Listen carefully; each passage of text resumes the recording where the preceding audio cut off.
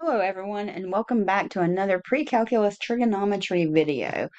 So in this video we're going to look at graphing transformations of tangent, cotangent, secant, and cosecant. And everything really goes back to that algorithm that we talked about before where we start with shifting left-right, stretch, shrink, reflections, and then up and down. So that's the method that I use. And start with that parent function, and we gradually add the pieces in to get to that function that we're trying to graph in the end.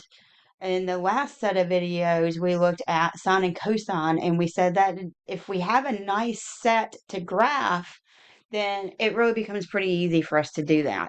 So we looked at the unit circle and we came up with these set of values to help us graph.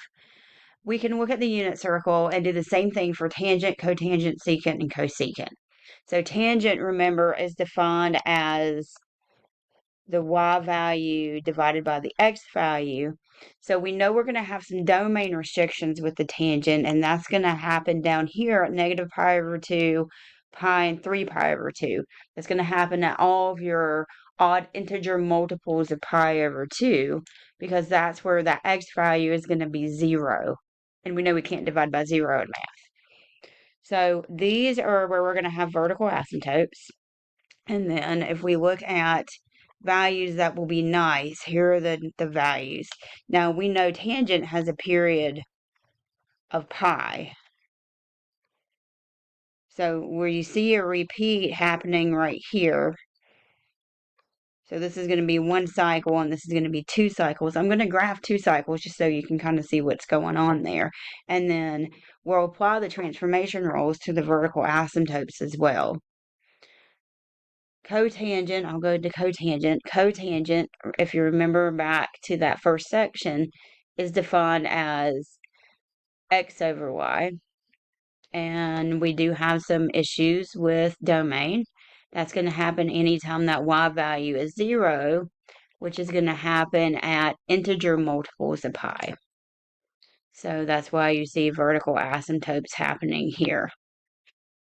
And then once again, we just find some nice values using that unit circle. These are the ones that are going to be nice. Now remember, this guy has a period of 2 pi. So this is going to take us through one cycle of what it looks like. Secant is defined as 1 over cosine. And cosine is going to be the x value on the unit circle. If we're talking about the general idea where we're not on the unit circle, it's the radius divided by the x.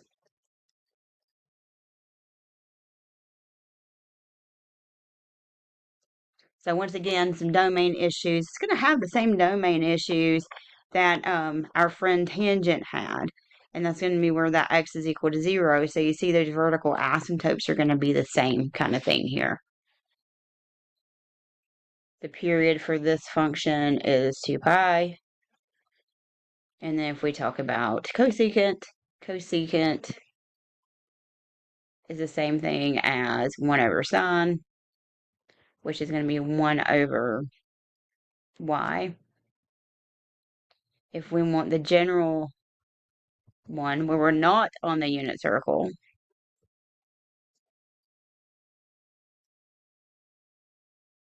remember that cosecant is r divided by y. So we're going to have an issue anywhere that y is equal to 0.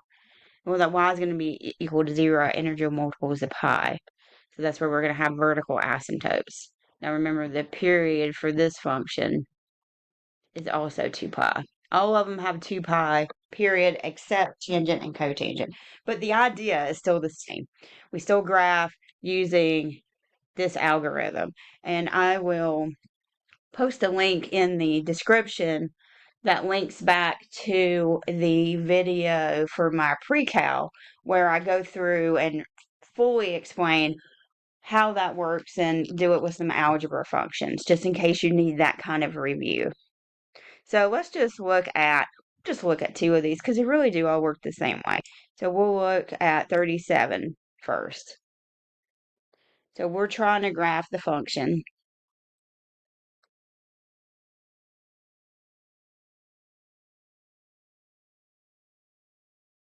y equals 1/2 tangent of 1/4 x minus 2.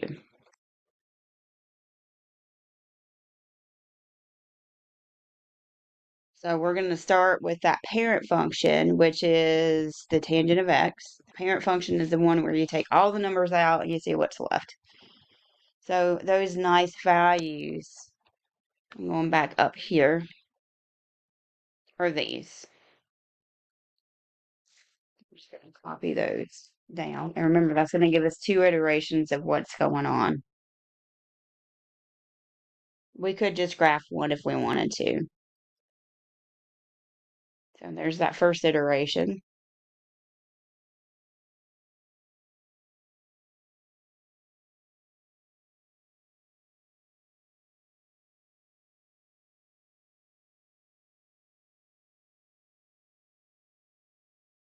And then vertical asymptotes.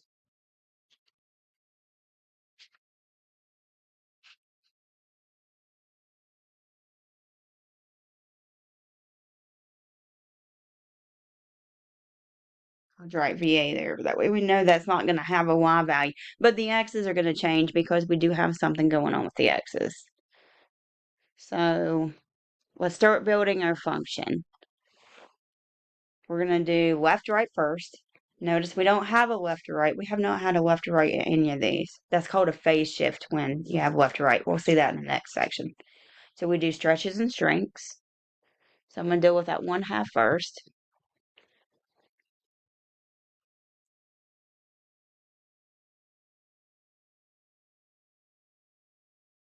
So that 1/2 is going to change my Y values.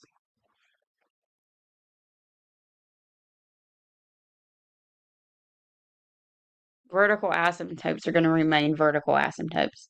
Notice the X's didn't change.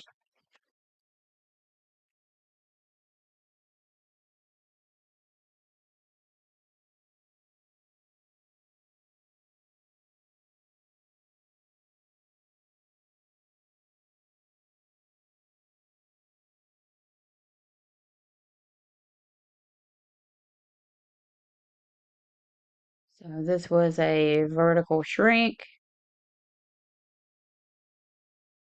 And what we did is we multiplied the Y's by 1/2.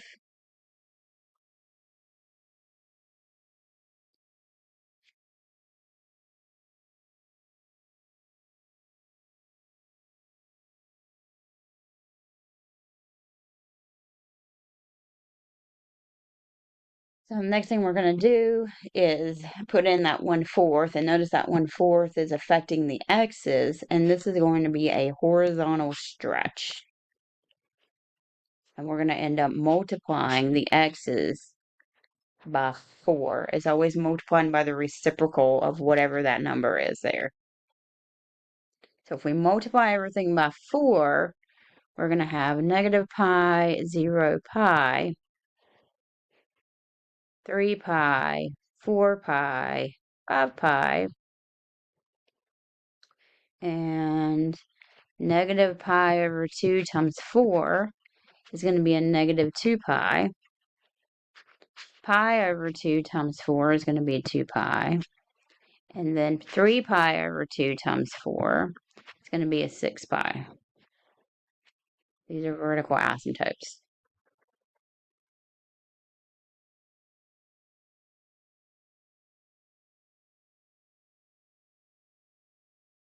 So the last thing we need to do is put that negative 2 in.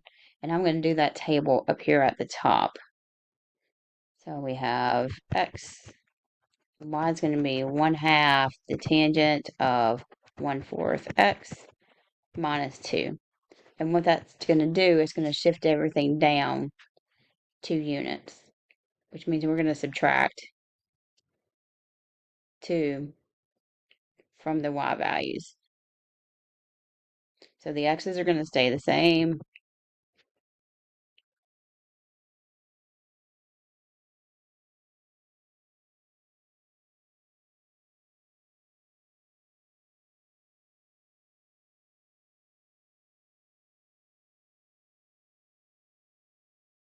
These are still vertical asymptotes.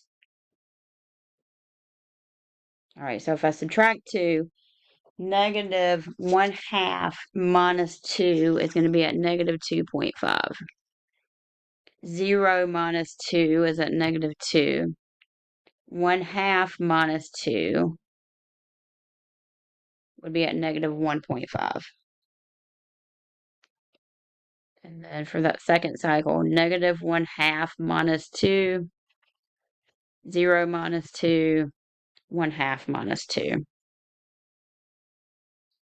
So those are our points for that last graph. So let's see if we can put everything on the same Cartesian plane. And just to make this a little more simple, I'm just going to graph one iteration of this.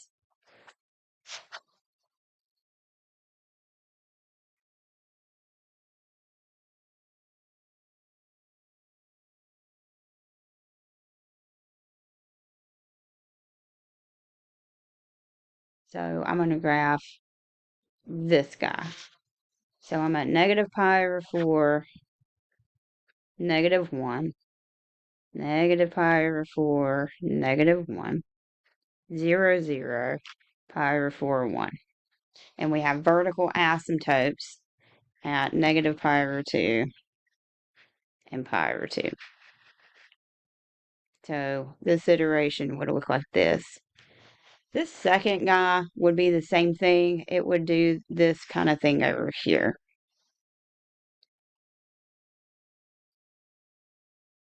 Like I said, we could have just graphed one period instead of graphing 2 periods, but either one's fine. I'm trying to get that circle to erase. There it goes. Okay, so now I'm going to change my color to red, and then we're going to go back up to that top table, and we're going to graph same kind of thing. So I'm going to start with those vertical asymptotes. I'm at negative 2 pi, and then 2 pi. So you see how this thing really stretched out here, right? And my first iteration is going from negative pi, negative 2.5,